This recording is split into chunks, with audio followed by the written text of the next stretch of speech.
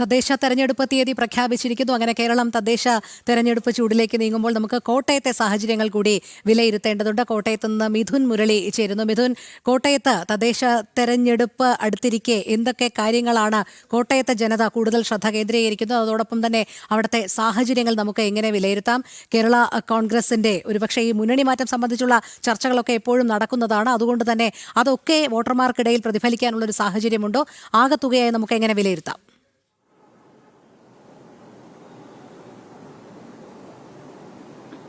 രോഹിണി, കോട്ടയത്ത് ആകെ 71 ഗ്രാമപഞ്ചായത്തുകൾ, 11 ബ്ലോക്ക് പഞ്ചായത്തുകൾ, 22 ജില്ലാ പഞ്ചായത്തുകൾ, 6 മുനിസിപ്പാലിറ്റികൾ. ഇതിൽ മുനിസിപ്പാലിറ്റി ഒഴികെ ബാക്കി എല്ലായിടത്തും LDF മുന്നേറ്റമാണ് കഴിഞ്ഞ തെരഞ്ഞെടുപ്പിൽ ഉള്ളത്. 71 പഞ്ചായത്തുകളിൽ 51 LDF ഭരിക്കുന്നു. 11 ബ്ലോക്ക് പഞ്ചായത്തുകളിൽ 10 LDF ഭരണമാണുള്ളത്. 22 ജില്ലാ പഞ്ചായത്തുകളിൽ 14 LDF ഭരിക്കുന്നു. മുനിസിപ്പാലിറ്റികളിൽ 6 മുനിസിപ്പാലിറ്റികൾ ഉള്ളിടത്ത് 4 UDF ഭരണം നിലനിർത്തുന്നു. എന്തെങ്കിലും മുനിസിപ്പാലിറ്റി ഒഴികെ ബാക്കി എല്ലായിടത്തും കഴിഞ്ഞ തവണ കേരള കോൺഗ്രസ് മാണി ഗ്രൂപ്പിന്റെ LDF പ്രവേശനത്തോടുകൂടി LDF ഭരണം ഉണ്ട് എന്ന് അവർ സ്ഥാപിക്കുന്നു. എന്തായാലും ഇപ്പോൾ LDFിലായാലും UDFിലായാലും സീറ്റ് വിഭജനം അടക്കമുള്ള കാര്യങ്ങളിൽ കോട്ടയത്ത് പൊട്ടിത്തെറികൾ നിലനിൽക്കുന്നുണ്ട്. അന്തിമമായിട്ടുള്ള തീരുമാനം ആയിട്ടില്ല. അത് UDFിനെ സംബന്ധിച്ചിടത്തോളം കഴിഞ്ഞ തവണത്തെ പോലെ തന്നെ മുസ്ലിം ലീഗ് മധ്യ കേരളത്തിൽ പിടിമുറുക്കുന്നതിനുള്ള ശ്രമത്തിന്റെ ഭാഗമായിട്ട് ജില്ലാ പഞ്ചായത്തിൽ സീറ്റ് UDFിനോട് ആവശ്യപ്പെടുന്നുണ്ട്. മുണ്ടക്കയം അല്ലെങ്കിൽ എരുമേലി സീറ്റ് ഇത്തവണ ജില്ലാ പഞ്ചായത്തിൽ മുസ്ലിം ലീഗിന് വേണം എന്നുള്ള ആവശ്യമാണ് ശക്തമായി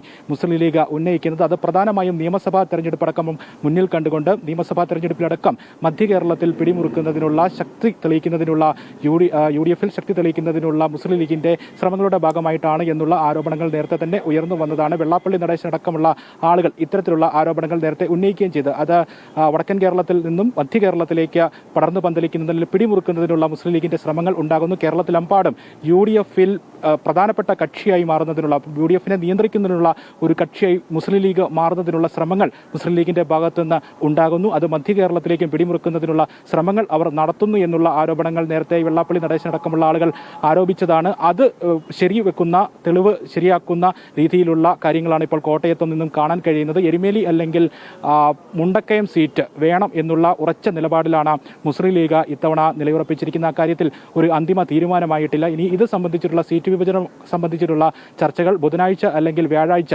UDF നേതൃയോഗം കോട്ടയത്ത് ചേരുമെന്നാണ് നിലവിൽ അറിയാൻ കഴിയുന്നത്. ജില്ലാ പഞ്ചായത്തിൽ 9 സീറ്റുകളിലാണ് നേരത്തെ കേരള കോൺഗ്രസ് ജോസഫ് വിഭാഗത്തിന് UDF നൽകിയിരുന്നത്.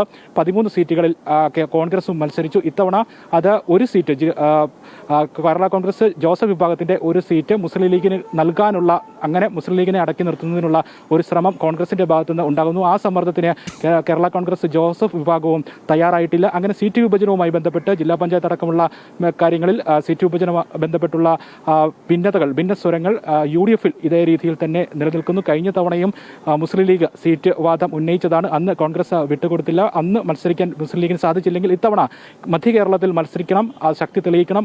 ഇനിയുള്ള നിയമസഭാ തെരഞ്ഞെടുപ്പിലടക്കം മധ്യ കേരളത്തിൽ ശക്തമായിട്ടുള്ള സാന്നിധ്യം മുസ്ലിം ലീഗിന് ഉണ്ടാകണം എന്നുള്ള അടിയൊഴുക്കുകളും സൃഷ്ടിക്കുന്ന കോട്ടയത്തിന്റെ വിശദാംശങ്ങളാണ് മിഥുൻ മുരളി പങ്കുവച്ചത്. കോട്ടയത്ത് കേരള കോൺഗ്രസിൻ്റെത് ഒരു വളരെ പ്രധാനപ്പെട്ട നീക്കമാണ്. കാരണം എങ്ങോട്ട് ചാഞ്ചാടുന്നു എന്നൊന്നും പറയാൻ സാധിക്കുന്നില്ല. വളരും തോറും പിളരും തോറും വളരുകയും ഒക്കെ ചെയ്തിട്ടുള്ള കേരള കോൺഗ്രസുകൾക്ക് ഈ തെരഞ്ഞെടുപ്പ് കാലത്ത് ഏതൊക്കെ ദിശയിലേക്ക് അവർ മാറുമെന്നൊക്കെയുള്ള വലിയ കൗതുകം നമ്മുടെ ഇടയിലുണ്ട്. ഇനി നമുക്ക്